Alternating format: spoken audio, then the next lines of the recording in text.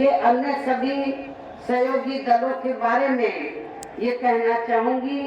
कि आजादी के बाद शुरू में केंद्र व देश के काफी राज्यों में भी ज्यादातर सत्ता यहाँ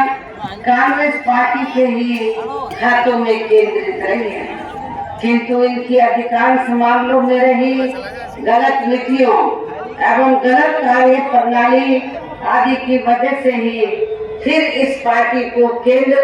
व काफी राज्यों की भी सत्ता से बाहर होना पड़ा है तथा यही स्थिति इनकी सहयोगी पार्टियों की भी बनी रही है, जिसके कारण ही फिर पिछले कई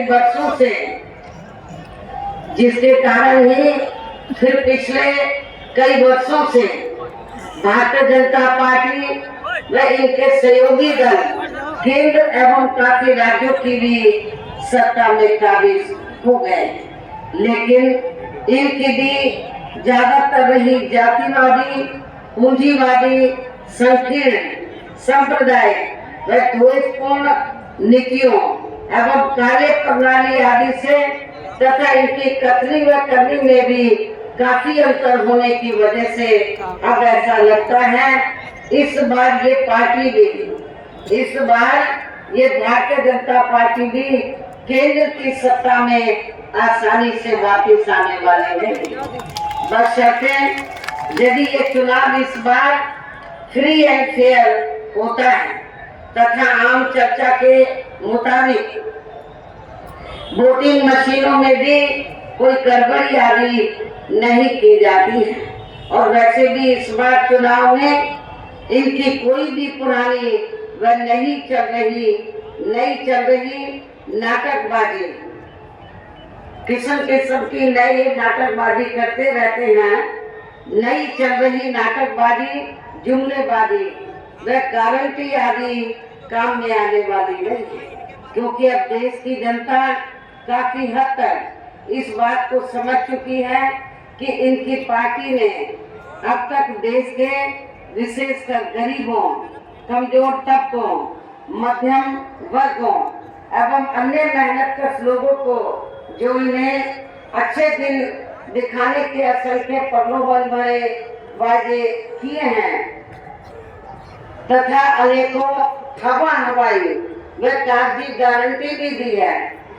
तो उनका जमीनी हकीकत में अभी तक भी इन्होंने लगभग 1/4 हिस्सा भी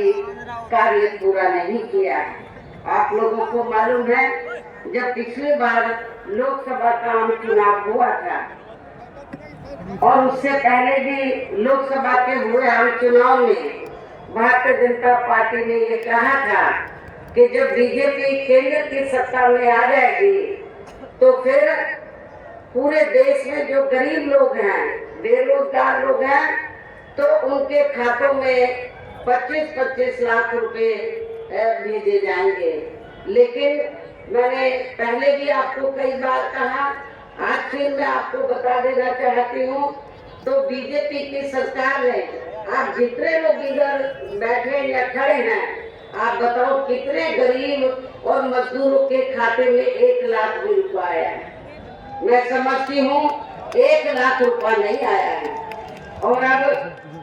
कांग्रेस पार्टी भी ये कहती है कि उनकी पार्टी पावर में आ गई तो महिलाओं को 1 लाख रुपया दिया जाएगा हर साल। लेकिन जहाँ जहाँ कांग्रेस पार्टी पावर में है या बीजेपी से पहले कांग्रेस पार्टी भी पावर में रही, सेंटर और राज्यों में, आपके यूपी में भी रही,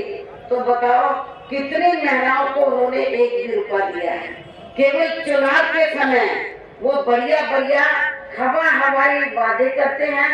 आपको गुमराह करते हैं वादों की आड़ में, लेकिन आप लोगों को बहुत ही ज्यादा सावधान रहना है। जब ये पावर में आ जाते, सत्ता में आ जाते हैं, तो ये उसके ऊपर ईमानदारी निष्ठा से अमल नहीं करते। बीजेपी ने भी सत्ता में आने के बाद जो भी चुनाव के दौरान उन्होंने वायदे किए थे, तो उसका इन्होंने लगभग 1/4 हिस्सा भी कार्य पूरा नहीं किया है, बल्कि इनके स्थान पर इनका ज्यादातर समय व ताकत भी यह इनके अपने चहेते रहे बड़े बड़े पूंजीपतियों एवं धल्ला सेठों को ही ज्यादा से ज्यादा माला माल व धनवान आदि बनाने में तथा उन्हें हर स्तर पर छूट देने व बचाने आदि में ही लगी रही है, जिनके अधिकांश आर्थिक सहयोग से ही ये पार्टी व अन्य पार्टियां भी अपना संगठन चलाती हैं तथा चुनाव आदि भी लड़ाती हैं, जिसका काफी कुछ खुलासा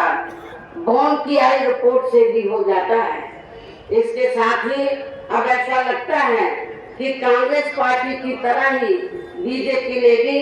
केंद्र के तमाम सरकारी जांच एजेंसियों का